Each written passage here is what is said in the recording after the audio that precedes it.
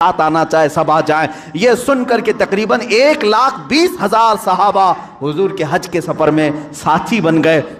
میرے آقا تشریف لائے مکہ مکرمہ، یہ حضور کا آخری حج تھا جس میں خطبۃ الوداع حضور صلی اللہ تعالیٰ علیہ وسلم نے حجۃ الوداع کا خطبہ دیا، آخری خطبہ دیا۔ وہ آخری خطبہ آج پورے دنیا والوں کے لیے دستور ہے، ایک لا ہے، ایک ایسے قوانین سے جمع کیا ہے۔ اسی میں حضور نے عورتوں کے حقوق بیان کیے، بچوں کے، بوڑھوں کے، مزدوروں کے، غریبوں کے، پڑوسیوں کے، ہر ایک کے حقوق اس ایک خطبے میں میرے آقا نے بیان کیا۔ حرام مال سے بچنے کی تلقین کی، سود سے بچنے کی تلقین کی، اور پھر گھمنڈ تکبر کرنے سے بچایا۔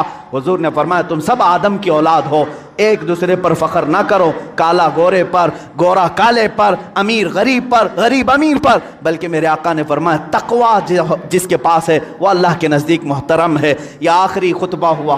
اسی خطبے کے بعد میرے آقا نے اپنے صحابہ سے کہا اللہ نے اپنے بندے کو اختیار دیا ہے کہ دنیا چاہے تو دنیا لے لو یا اپنے رب کے پاس جو چاہے وہ لے لو۔ اس بندے نے اللہ کے پاس رہنے کو قبول کر لیا ہے۔ یہ باتیں تھی جو اشارہ دیا میرے آقا نے کہ اب رسول پاک زیادہ دن تک ان کے ساتھ نہ رہیں گے۔ محرم کا مہینہ تھا جب میرے آقا پلٹے مدینہ طیبہ، بیماری نے جکڑ لیا، سفر کا مہینہ پورے علالت میں گزرا۔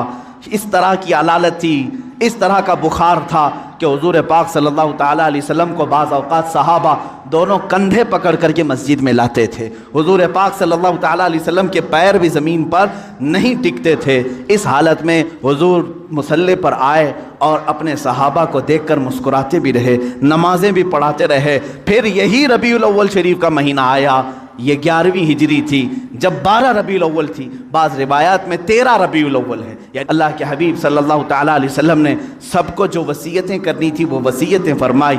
ماں عائشہ صدیقہ کے حجرے میں آرام کرتے رہے۔ اللہ کے نبی صلی اللہ تعالیٰ علیہ وسلم کو بخار شدت کا تھا، بار بار مسواک طلب کرتے تھے یا پانی کے چھینٹے چہرے پر مارتے تھے اور پھر کہتے تھے یہ سکرات، یہ نزع کا وقت کتنا شدید ہوتا ہے، کتنا شدید ہوتا ہے۔ ماں عائشہ کہتی ہیں اچانک میں نے دیکھا دروازے پر کسی کی دستک ہو رہی ہے، میں نے کہا اللہ کے رسول آرام کر رہے ہیں۔ حضور نے فرمایا عائشہ وہ کوئی اور نہیں ملک الموت عزرائیل ہے، وہ کسی کے آنے کے لیے اجازت نہیں مانگتا، آج مجھ سے اجازت لے رہا ہے، اس کے بعد پھر کسی سے نہیں لے گا۔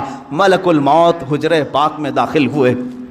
حضور پاک صلی اللہ تعالیٰ علیہ وسلم ماں عائشہ صدیقہ کے زانوں پر سر رکھ کر آرام کر رہے ہیں۔ ملک الموت نے اجازت طلب کی، آقا حکم ہو تو آپ کی روح پاک کو میں نکالوں، اللہ کے حضور لے جاؤں، آپ کے رب اعلیٰ کے جلوں میں لے جاؤں۔ رسول پاک صلی اللہ علیہ وسلم نے اس سے پہلے جانتے ہو کیا پوچھا تھا؟ میرا دل درد کرتا ہے۔ ملک الموت سے صرف اتنا پوچھا، یہ وہ وقت ہوتا ہے نزع کا وقت جس وقت باپ اپنے بیٹے کو بھول جاتا ہے، بھائی بہنوں کو بھول جاتا ہے، بلکہ اکثر تو لوگوں کو اپنا نام تک یاد نہیں ہوتا۔ سکرات کے وقت جاؤ لوگوں کے بستروں کے پاس، ہم کلمہ پڑھاتے رہتے ہیں، کلمہ آتا نہیں، لوگ بول نہیں پاتے، یہ وہ حالت ہوتی ہے نزع کی۔ لیکن اس وقت میرے آقا صلی اللہ علیہ وسلم ملک الموت سے یوں کہتے ہیں اے اسرائیل، یہ جو نزع کا درد ہے کیا یہ درد میری امت کو بھی دیا جائے گا؟ کیا یہ سکرات کا درد میری امت کو بھی دیا جائے گا؟ ملک الموت نے کہا موت سے پہلے ہر ایک کو سکرات سے گزارا جائے گا۔ میرے آقا رو پڑے، واہ امتی ہی، واہ امتی ہی، اے اللہ میری امت، اے اللہ میری امت، کیا وہ نزع اور سکرات کو برداشت کر پائے گی؟ رب تعالیٰ نے حکم دیا اے حبیب آپ غم نہ کریں، آپ اپنے امتیوں کو یہ بشارت دیں کہ جو ہر نماز کے بعد آیت الکرسی پڑھتا رہے ہیں وہ دنیا میں رہے گا، اس کی روح اللہ فرماتا ہے میں خود قبض کروں گا، اسے احساس نہ ہو۔ رسول پاک صلی اللہ تعالیٰ علیہ وسلم حضرت عائشہ سے بات کر ہی رہے تھے، آخری جملے میرے آقا کے الصلاۃ الصلاۃ، نماز نماز، اور تمہارے ہاتھوں کے نیچے جو مزدور ہیں ان کا خیال کرو۔ اتنا کہا اور حضور پاک نے ہمیشہ کے لیے اپنی آنکھیں بند کر لی۔ میرے آقا کے لبھائے مبارک بند ہو چکے تھے۔ حضرت عائشہ کہتی ہیں میں بات کرتی رہی، میں بات کرتی رہی، میں یہ سوچ رہی تھی کہ حضور اب بولیں گے، تب بولیں گے۔ کافی انتظار کے بعد بھی حضور بول نہیں رہے تھے۔ اب وہ کبھی نہیں بولنے والے تھے ظاہری الفاظ سے۔ اچانک ابو بکر صدیق حجرے میں آئے، حضرت عائشہ باتیں کر رہی تھی، حضرت ابو بکر صدیق نے دیکھا پیشانی مبارکہ کو بوسہ دیا اور انا للہ و انا الیہ راجعون پڑھا۔ حضرت عائشہ نے پوچھا کیا ہوا بجان؟ کہا بیٹی تجھے معلوم نہیں، تمہارے سرتاج، تمہارے رفیق حیات، ہم سب کے آقا و مولا اپنے رب اعلیٰ کے حضور جا چکے۔ حضرت عائشہ کہتی ہیں پہلی مرتبہ میں نے کسی کو اپنے سامنے روح قبض ہوتے دیکھا، میں تو یہ محسوس کر رہی تھی کہ حضور بخار کی وجہ سے چپ ہیں، پھر بولیں گے۔ سیدہ کائنات فاطمۃ الزہرا سلام اللہ علیہا آئی، وہ خاندان میں تنہا باقی تھیں، حضور کی ساری اولاد ان کے سامنے فوت ہو چکی تھی، حضرت فاطمہ اکیلی رہ گئی تھی۔ حضرت فاطمہ نے حضور پاک کے جسم ناز کو دیکھا تو کہا اے بار الہ، زندگی میں آج سے پہلے یا آج کے بعد اس سے زیادہ کٹھن دن مجھ پر کبھی نہیں آیا، فاطمہ پر اس سے زیادہ بوجھل دن کبھی نہیں آیا۔ جب فاطمہ نے اپنے عزیز از جان باپ کو اپنے سامنے موت کی آغوش میں دیکھ رہی ہے، رسول پاک صلی اللہ تعالیٰ علیہ وسلم کے صحابہ نے میرے آقا صلی اللہ تعالیٰ علیہ وسلم کی ایک بعد دیگر زیارت کی، صحابہ کی کیا کیفیت رہی ہوئی۔ 14 صدیوں کے بعد آج ہم روتے ہیں میرے آقا کی وفات کو سن کر۔ وہ آفتاب عالم ہمارے درمیان سے روپوش ہوا، وہ مہتاب رسالت غروب اگرچہ ہوا، لیکن آج بھی جب واقعات سنتے ہیں تو روتے ہیں۔ صحابہ کی کیا کیفیت رہی ہوئی؟ یہی کیفیت تھی۔ حضرت عثمان تو کسی سے بات کرنا ہی چھوڑ چکے تھے، انہیں کوئی اٹھاتا تو اٹھتے نہیں، بٹھاتا تو بیٹھتے نہیں۔ حضرت عمر کا حال یہ تھا کہ وہ ننگی تلوار نکال کر کہتے خبردار، اگر کوئی کہہ دیا کہ میرا رسول انتقال کر گیا میں اس کی گردن اڑا دوں گا۔ میرے حبیب کا انتقال نہیں ہوا، وہ اپنے رب سے ملنے کے لیے گئے، واپس آئیں گے۔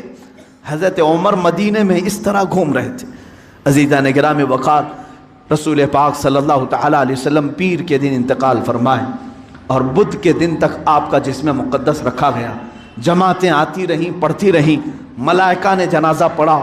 بدھ کے دن میرے آقا صلی اللہ تعالیٰ علیہ وسلم کو صحابہ نے اٹھایا اور اسی حجرے میں جہاں ماں عائشہ صدیقہ کا گھر تھا، حضور پاک صلی اللہ علیہ وسلم کی قبر مبارکہ کھودی گئی، لحد بنائی گئی جو ایل شیپ میں ہوتی ہے، حضور کو پسند تھی، لحد مبارکہ میں رکھا گیا۔ اترنے والوں میں حضرت علی بھی تھے، حضرت عباس بھی تھے۔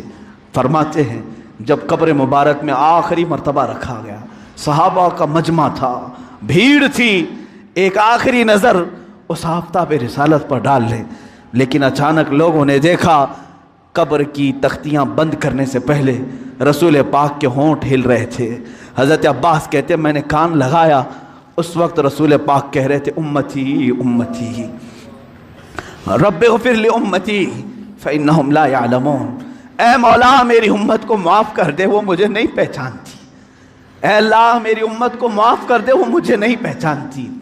یہ آخری جملے قبر انور میں رکھنے کے بعد رسول پاک کے اے امتیو، کیا ہم نے رسول پاک کا حق ادا کیا ہے؟ کیا ہم نے ان کو سال میں ایک مرتبہ یاد کر کے یہ سوچا کہ ان کو کہ رات کے کھڑی ہوئی عبادتوں کا ہم نے صلہ دے دیا؟ کبھی نہیں ہو سکے گا، کبھی نہیں ہو سکے گا۔ قبر مبارکہ بند کر دی گئی، ہمیشہ کے لیے بند ہو گئی، لیکن لحد کا وہ ٹکڑا عرش اعظم سے بھی افضل بنا۔ نفس گم کردہ می آیت جنید و بایزیدی جا، وہ قبر اطہر آج بھی ہم مسلمانوں کے روح کی ٹھنڈک ہے۔ وہ ہرا گنبد جو رسول پاک کے مسکن کے اوپر اپنی جگمگاہٹ بکھیر رہا ہے، وہ کروڑوں عاشقوں کی آنکھوں کا تارا بنا ہوا ہے، ہمارے دل کا سکون ہے۔ اے میرے عزیزو، آج ہم جئیں گے تو اسی امید کے ساتھ، اسی آس کے ساتھ۔ میرے آقا نے آخری وقت یہ بھی فرمایا تھا جو جس سے محبت کرے گا دنیا میں، قیامت کے دن اسی کے ساتھ اٹھایا جائے گا۔ اگر تم آج اپنے نبی پر جان و مال، اپنے ماں باپ فدا کرنے کی بات کرتے ہو، خوف نہ کرو، کل ہم اٹھائے جائیں گے تو ہمارے آقا کے ساتھ اٹھائے جائیں گے، ہمارے رسول کے ساتھ اٹھائے جائیں گے۔ لیکن جو لوگ مغرب کے دلدادہ ہیں اور دوسروں کی کیریکٹر کو اپنا کر کے اپنے آپ کو تباہ و برباد کیے ہیں، ان کو مبارک ہو، وہ انہی لوگوں کے ساتھ اٹھائے جائیں گے جو فرعون، حامان، شداد، قارون، ابو جہل، ابو لہب، ان گستاخوں کے ساتھ اٹھائے جائیں گے۔ اللہ رب العزت میرے رسول کی زندگی پاک کو جب تک رکھا 63 سال وہ رحمت تھے، اور آپ کی وفات بھی امت کے لیے رحمت ہی ہے، رحمت ہی ہے، اور اللہ تعالیٰ ان کی برکت سے امت کو عذاب دینے سے محفوظ رکھا ہے۔